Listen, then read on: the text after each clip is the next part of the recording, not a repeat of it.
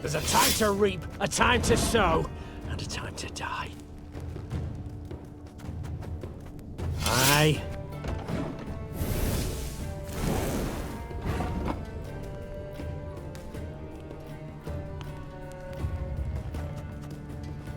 Should have listened to me, old lady. Bigger they are, easier they are to target.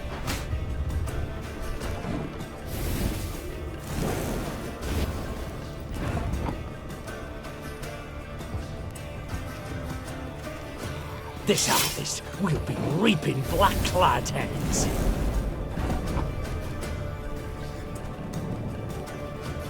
Thing about slings, they hide well.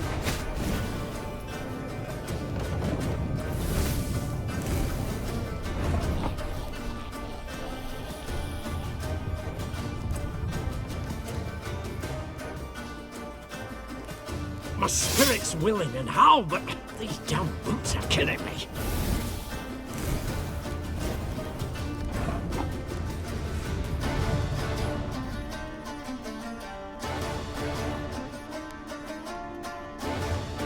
There's a time to reap, a time to sow, and a time to die.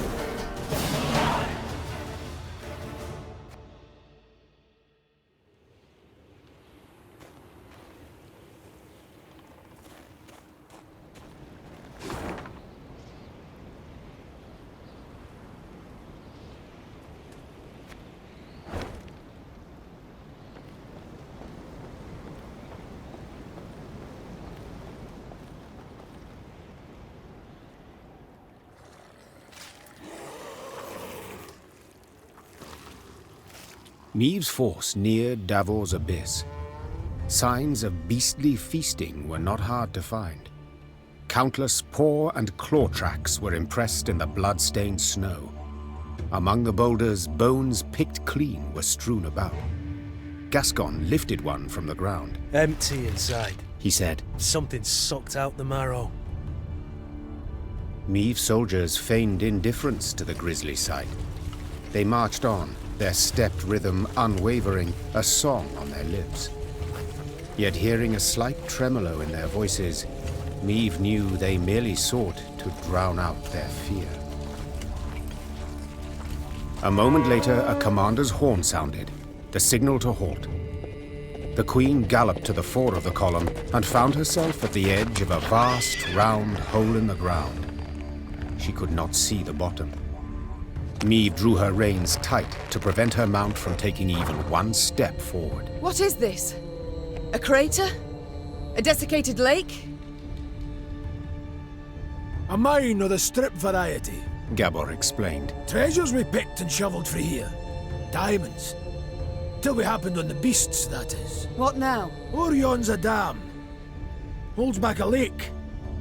If we can break it, water'll rush in, fill the abyss and the tunnels from which the beasts emerge. Just need to get around the mine first. Way down's on the other side.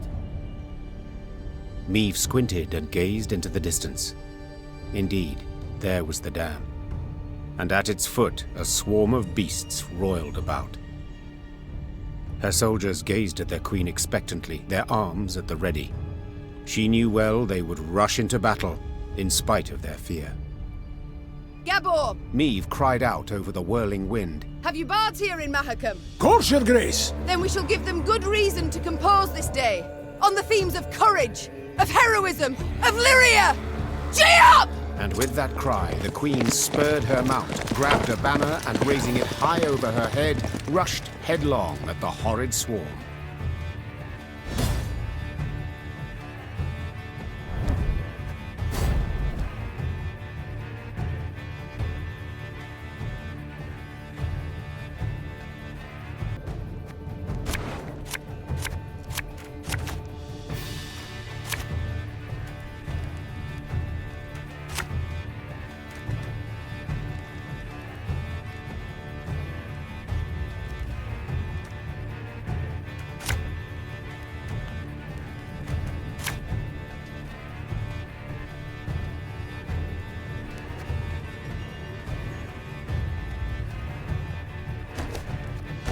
Here's the way down! We need to break through and destroy the dam.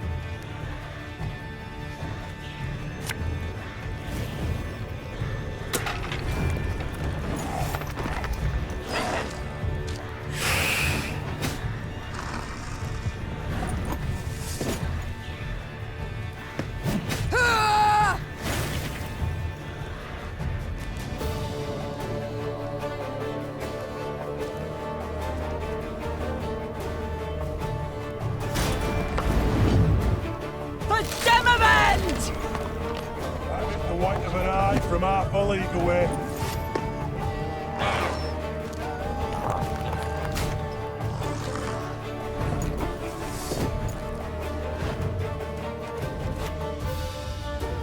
The unworthy shall be punished.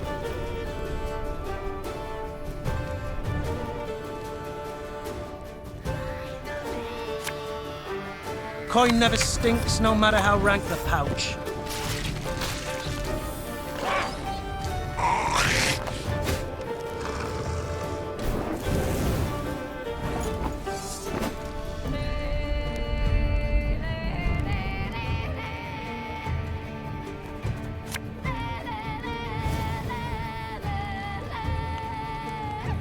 Armor wars, sir.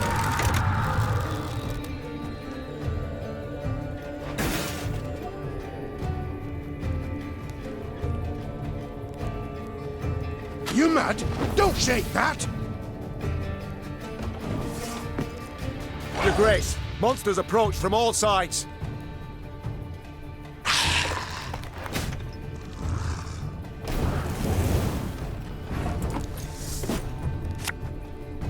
Her Majesty is exceptional.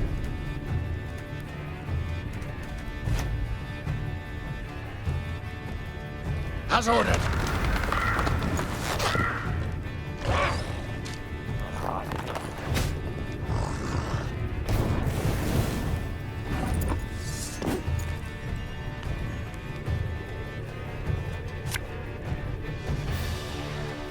This could hurt.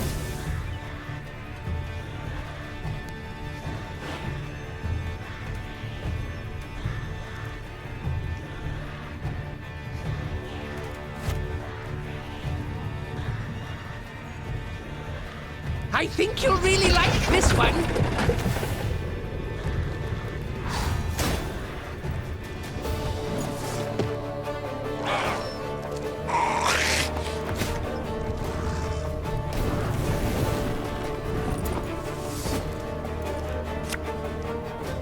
Oh, could murder a pint.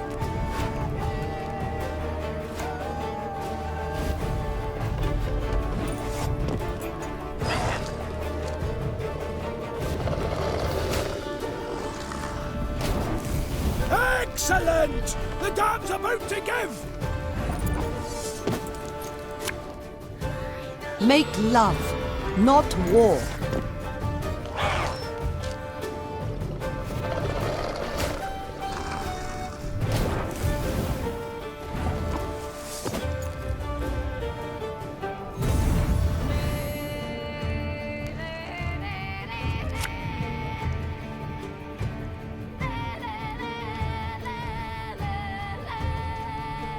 An army's a waste of time for one like me.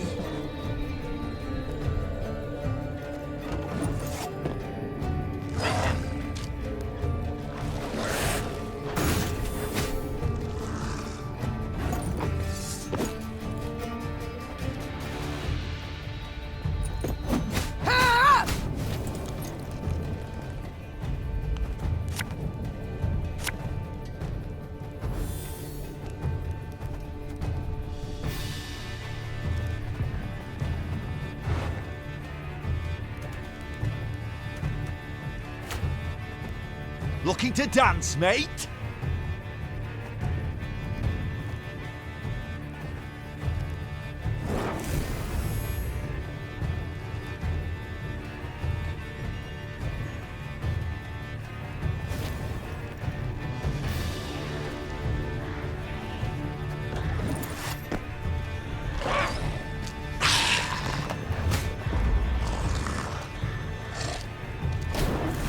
It worked! Look at those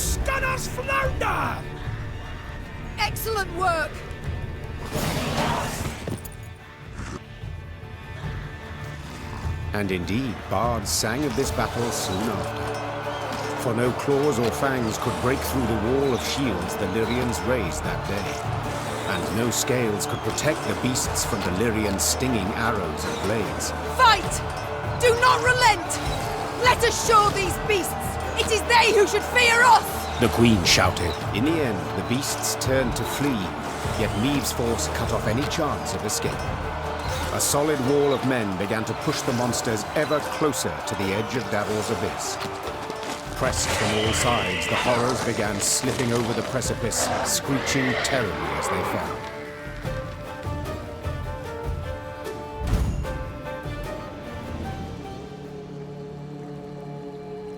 Silence came at last. The Queen stood at the edge of the precipice, breathing heavily, leaning on her sword. From the depths of the mine came muted growls and groans. Let's flood the damn hole, Hissed Gabor. before any other shite crawls out of it.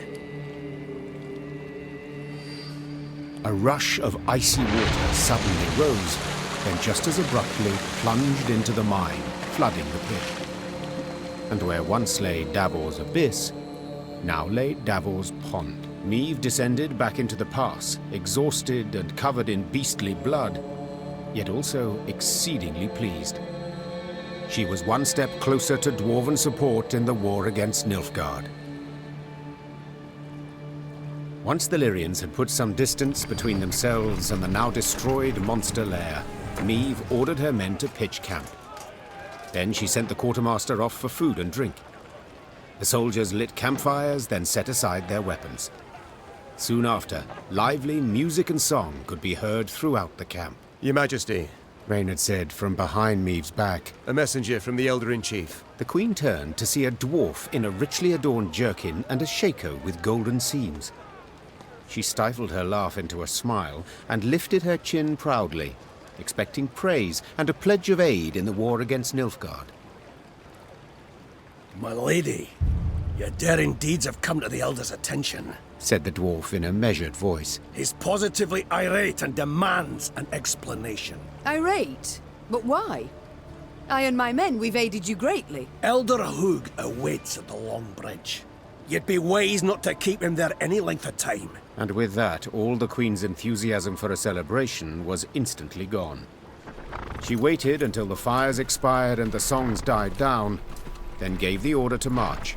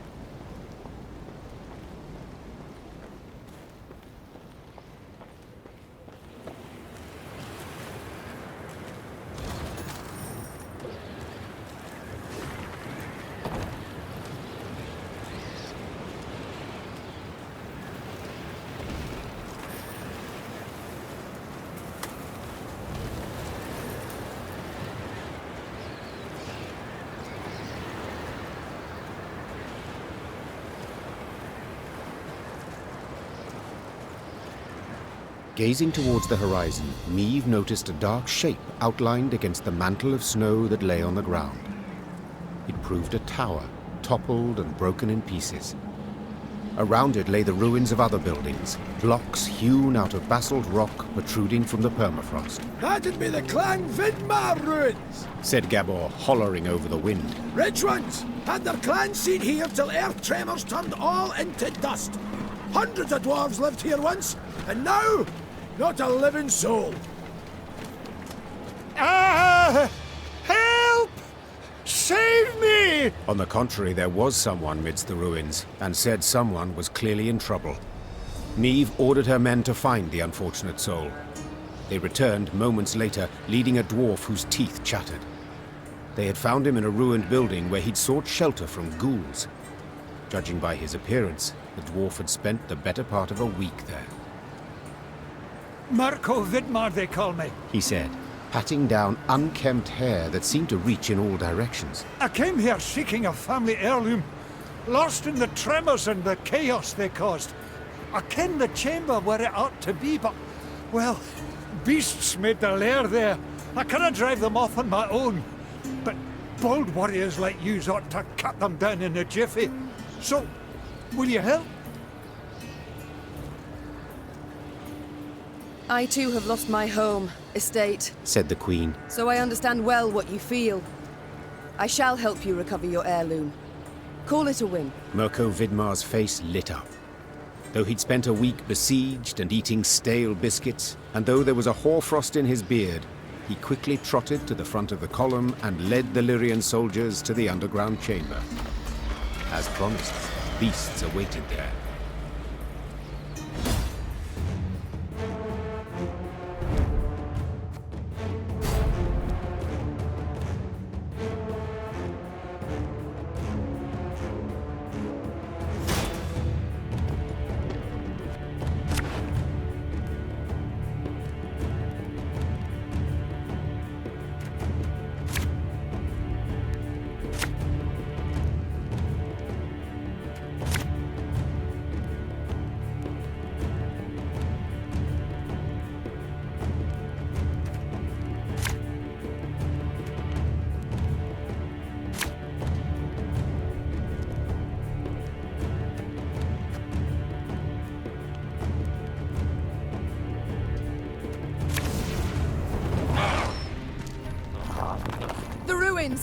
From there they come.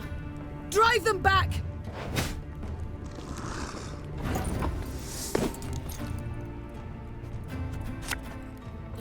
Naturally, apples. My favourite cut of lamb, the shank.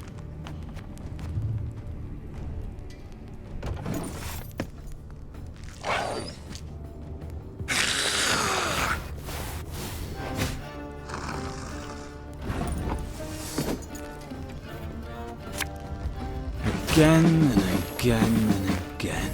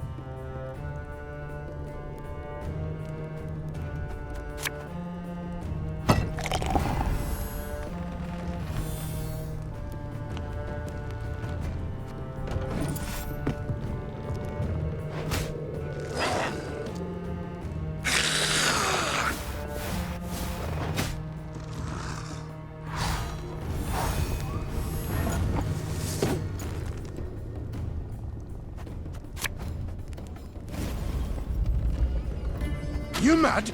Don't shake that!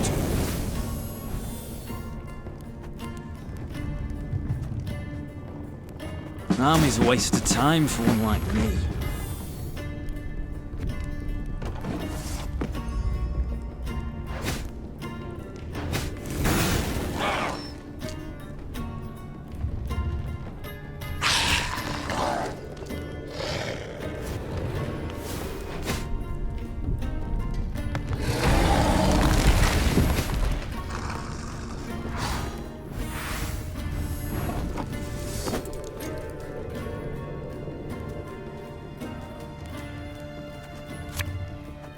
Quick and painful this'll be.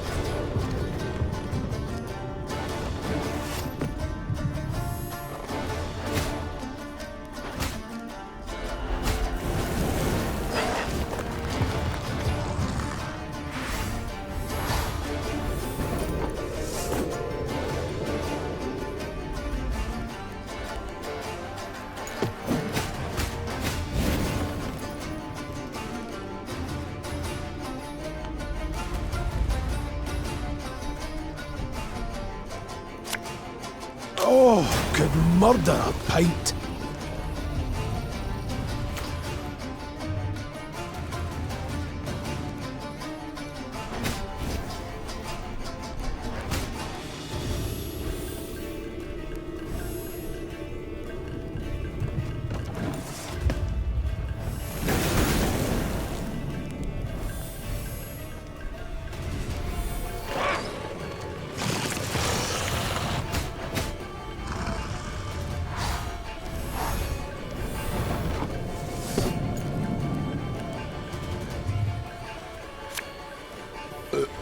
Sorry, turnips back for an encore.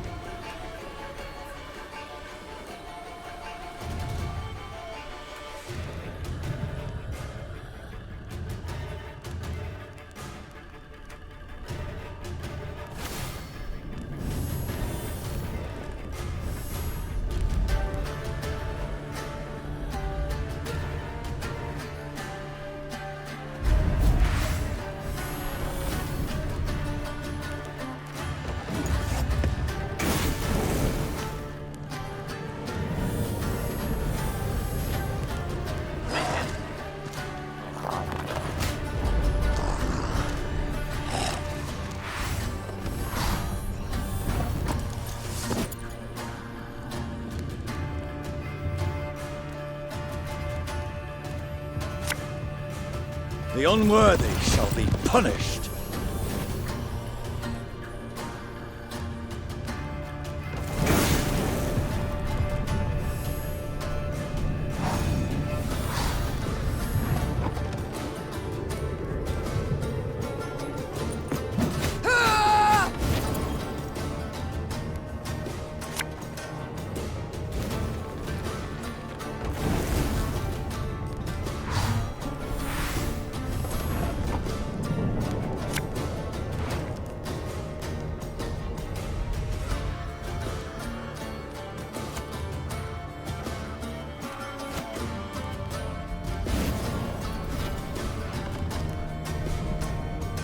This could hurt.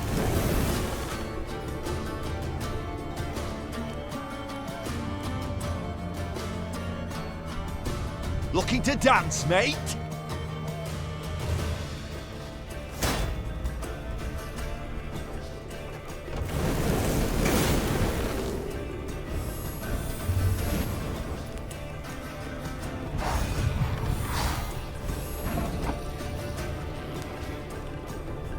Prepare to fight, if you've any honor.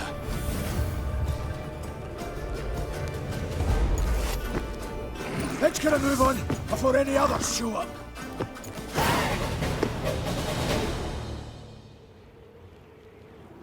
As soon as the fight was done, Mirko Vidmar ran towards a crate that stood on a pedestal, slipping on the now bloody floor. When the dwarf lifted the lid, precious stones spilled out. Your heirloom? This? Asked the Queen, rather puzzled. I thought a pipe that belonged to your grandfather more likely.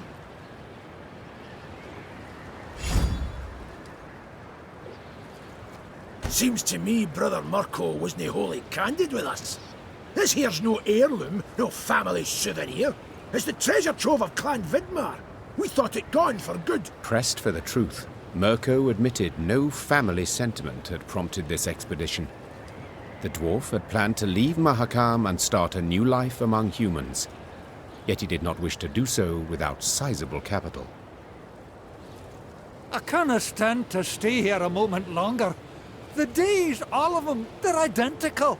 Rise with the first cockscrow, march in double file to the latrine, crap on command, 12 hours down the shaft and home to sleep. Mirko complained. Want a wifey? Put in an application. In triplicate. Care to snip your beard? Elders got to approve it. You want to add buttermilk, not cream, to your mushroom soup? Clan council's got to debate it. How's a dwarf not to get balmy? I understand the lad, no two ways about it. Gabor sighed. But I feel it's my duty to remind yous that what Mirko's going and doing here, well, there are laws. Treasure's due the Elder-in-Chief, not to Mirko, that's one. Second, any dwarf that wants to leave Mahakam can't take nothing but his breeches, his dixie, and his coat. So, brief like, consider well afore you make your decision, Your Grace.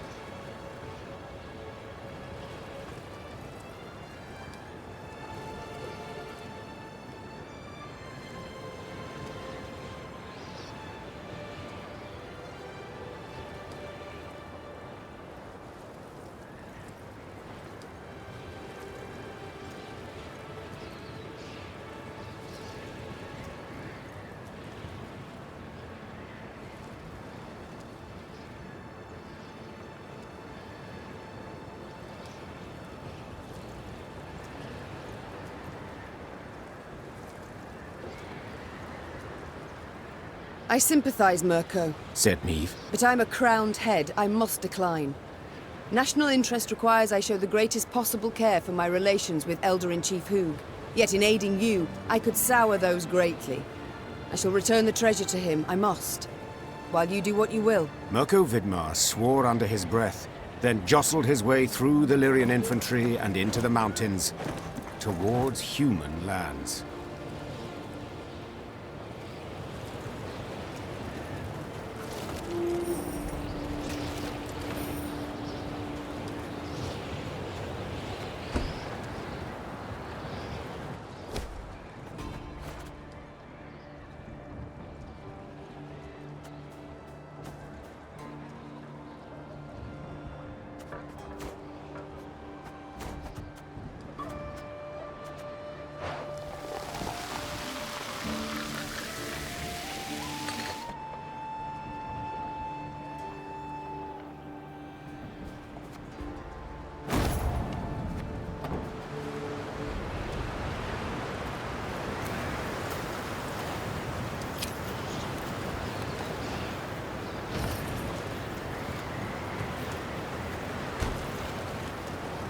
Frozen, all.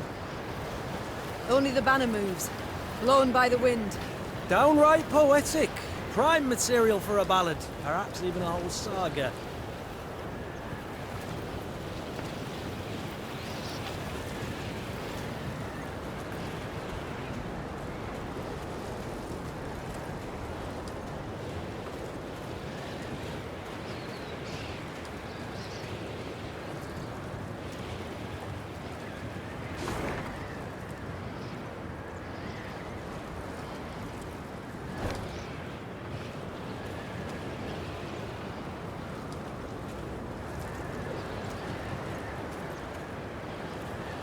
The Lyrians rode a narrow, winding path along the rocky ridge. To one side were ice-covered boulders, to the other, a chasm hundreds of feet deep. They could have at least erected some barriers. Complained Gascon, knocking snow from his cap. Got plans for that. Gabor said. Just need to decide how high to make 'em. What? Think. Should they be the height of your average dwarf or a human? The debate's gone on for 20 years. On the one hand, you've got... Gabor did not finish his discussion. He was interrupted by the Baba Ghazi that jumped down from the rocks. Archers, shoot! Aim for underbelly! Meve soldiers made quick work with the lone monster. But the sound of battle spooked the horses harnessed to one of her wagons. Whoa there! Whoa, damn it! The driver tried to rein in the animals, but could not. They dragged him into the chasm along with his cart and the soldiers riding it. They landed a few dozen feet below on a rocky outcropping. A moment later, Baba Ghazis swarmed everywhere. Did you see how they fared? Anyone left alive? Asked Meve, leaning over the cliff edge. Worry more about their cargo. Gascon replied. They were also carrying chests of gold. Blast. We can't get down there. Too steep and the snow keeps falling. We can lower ourselves down a line. But without armor, shields, or heavy weapons, otherwise it will snap. And the Barbagazis? The Queen said, brow raised. We shan't kill them with daggers. They're too thick of armor. We'll have to try. Or continue on our way. You only live once. Meve sighed. Gascon, round up some volunteers and let us move out. Moments later, the Queen was lowering herself down a line straight towards the gaping maw of a Barbagazi. Her only armor, a woolen shirt.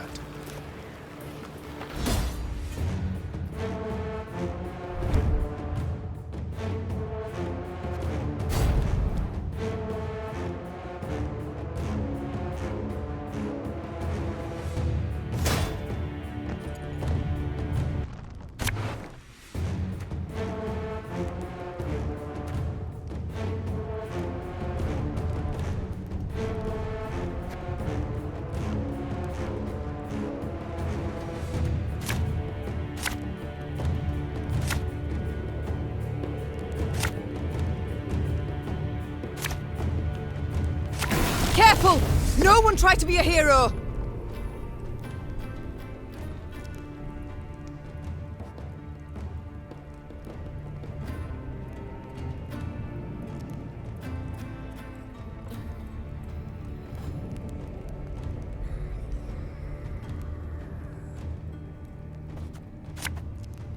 Hey?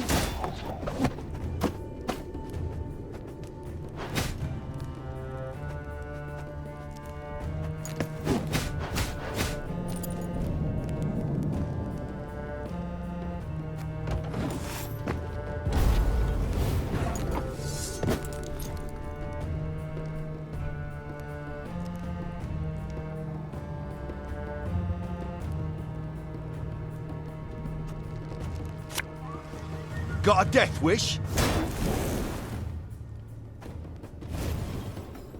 Nothing personal, I assure you.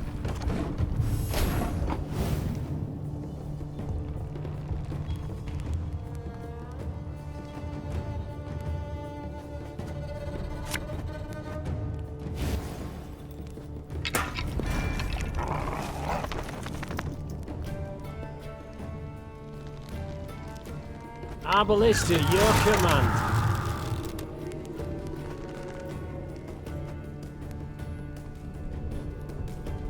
You mad? Don't shake that!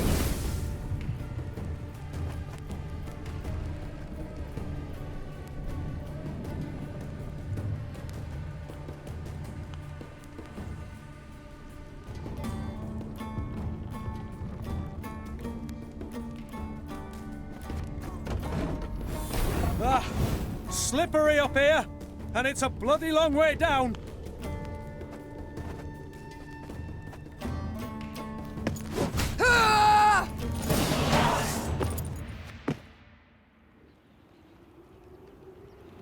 Bereft of sword and shield, Meve could not withstand a single blow.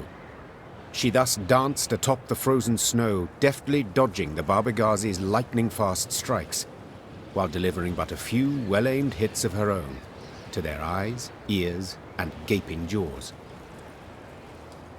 When the last monster fell lifeless to the ground, Meve walked up to the shattered wagon. The soldiers it had carried were bruised, frostbitten, but alive. Your Grace, we were sure you'd leave us. A good ruler never abandons her folk. Nor her gold. Gascon interjected, while securing a rope to a chest. Soon enough, all were safely back on the path. The admiration Meve saw in her soldiers' eyes was in itself sufficient reward for her difficult battle.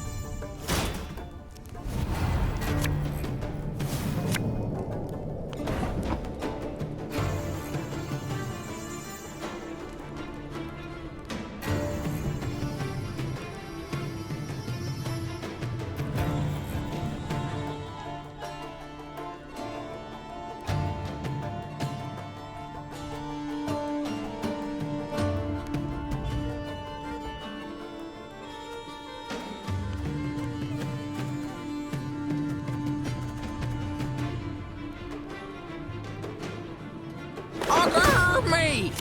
Ackers!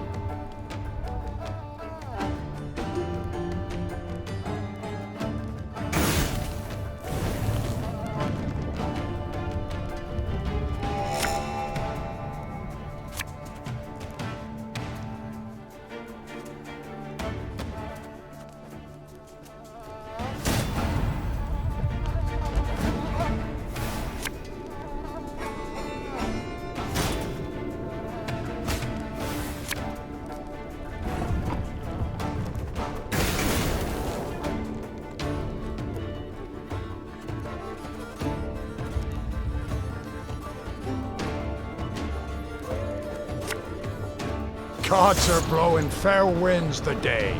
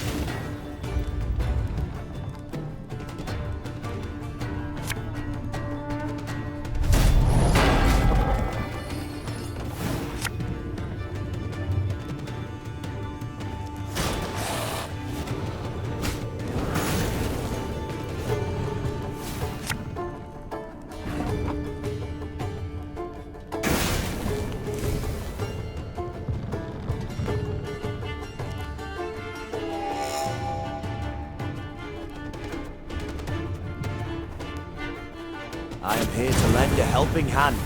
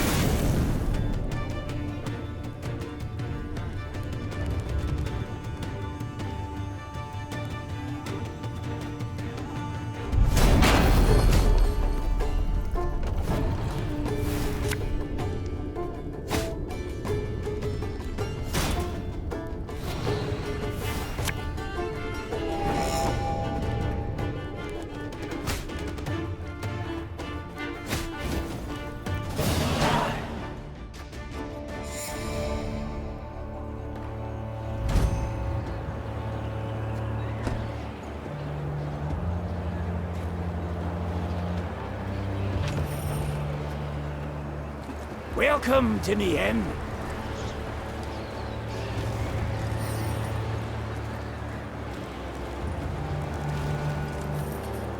We've many folk today, but there's always room enough for more. Good to see you again.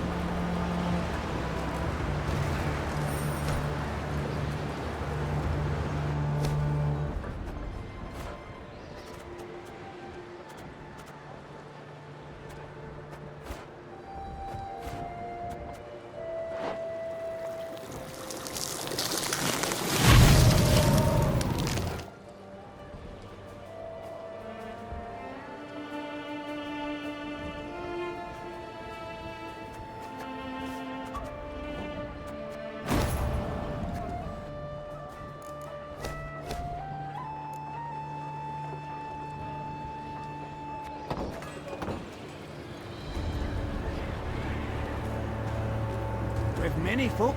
Good to see you. Welcome, welcome.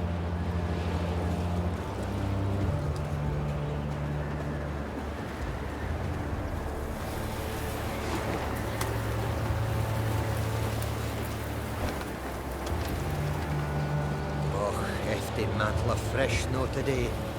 Got a blow before too long, bring a rush down. Oh, it's cold as up a Shilemar's ass.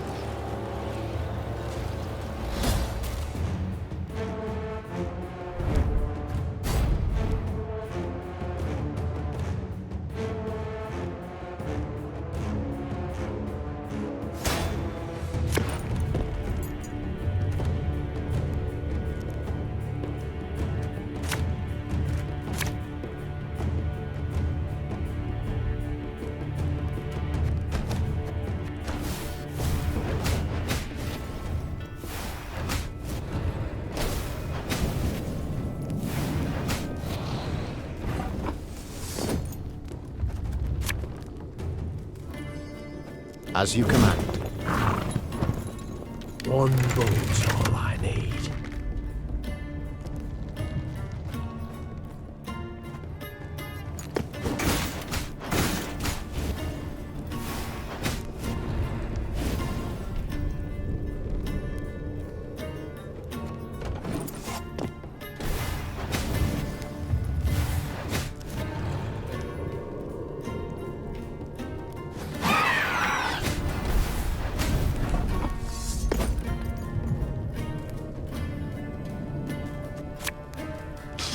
I smell a leak. You'll never take me alive!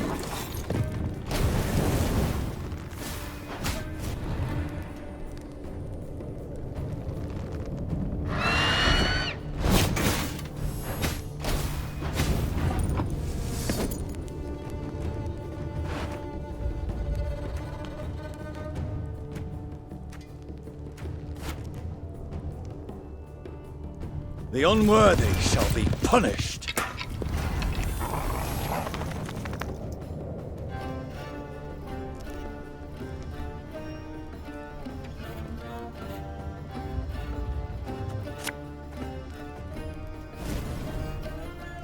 Give me a time.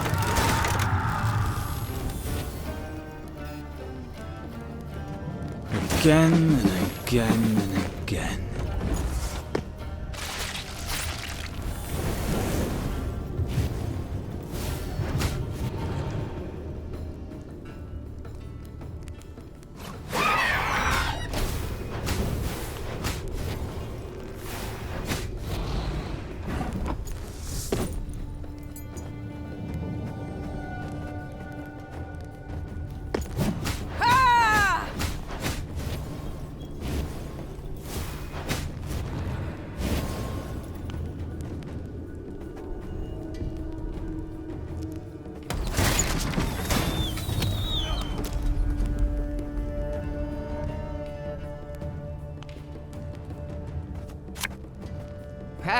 Not supposed to be any smoke.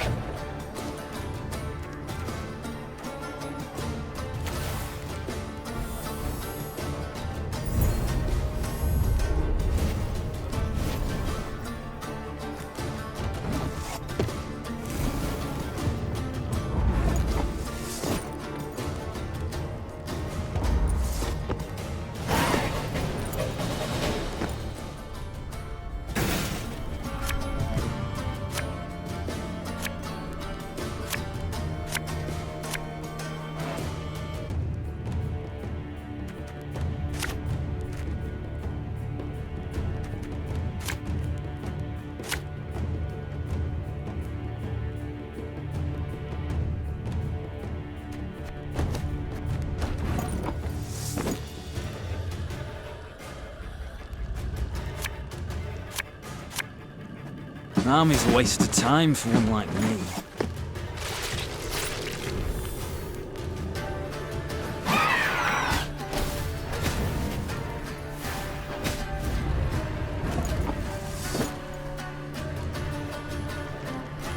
What you looking at?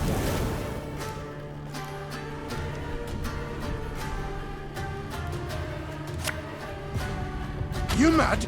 Don't shake that!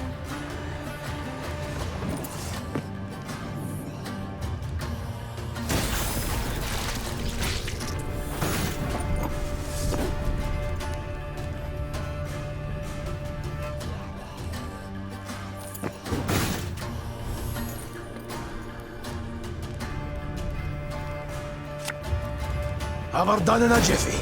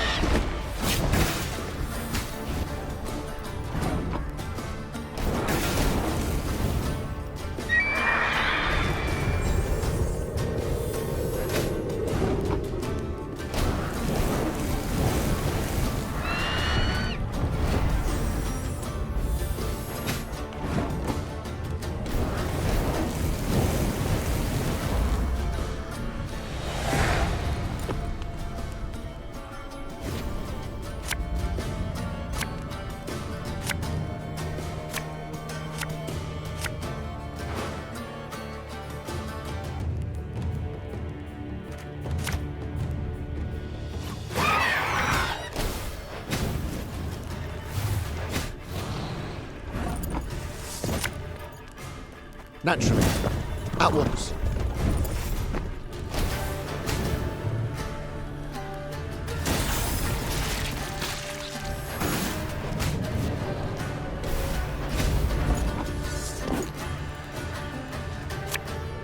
Thing about slings, they hide well.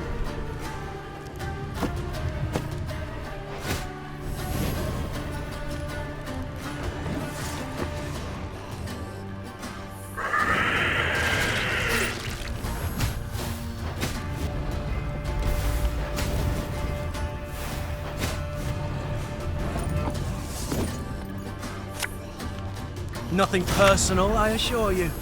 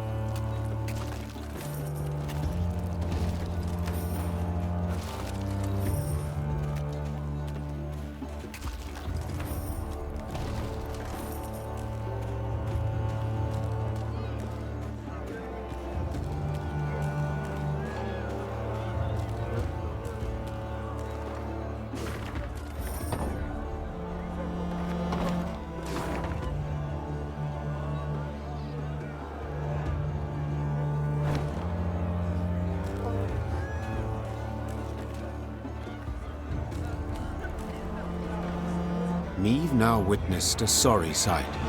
A mass funeral for miners killed due to a tragic convergence of events.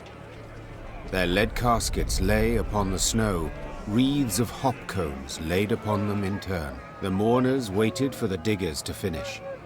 The digging was tough, for the ground was frozen. As the crunch and thud of picks and shovels continued, the dead miner's foreman scrambled onto a boulder to make a speech. Angry shouts and loud booing stopped him. You knew it! You knew they'd smelled vapours, but you ordered them to keep digging till it blew up in their faces! Meet the daily quota, whatever the cost, eh? You've blood on your mitts, whoreson! A mourner then picked up a chunk of frozen ground and threw it at the foreman. Blood spurted from the gash that appeared on his forehead. The first dirt chunk was followed by another, then by a rock, a brick. Meve realized that if she did not intervene, the foreman stood to be stoned to death. Something had to be done quickly. Meve saw this clearly. She spurred her mount and rode into the cemetery, pushing through the throng, then stopping before the foreman, the horse shielding him from further blows. Calm yourselves! Silence! His guilt cannot be decided here. It must! Before Meve could finish her plea, a large rock thrown from the crowd struck her bosom, nearly knocking her from her saddle. Upon seeing this, her Lyrian escort lowered spears and drew swords and rushed at the angry mourners. Shino Kren! Isbel cried out. Her hands began to radiate a fierce light that blinded both dwarves and Lyrians alike. Have you lost your minds, all of you together? Not had your fill of misfortune yet? Lower your arms at once. Whether the power of Isbel's magic or the force of her appeal had the greater effect is difficult to say for certain. Either way, both sides suddenly lost the desire to fight. Meve breathed a sigh of relief, aware that if not for Isbel's intervention, a great amount of blood would have been spilled at that cemetery. Knew there'd be a stink cause of this. Knew there'd be a stink cause of this. Knew there'd be a stink.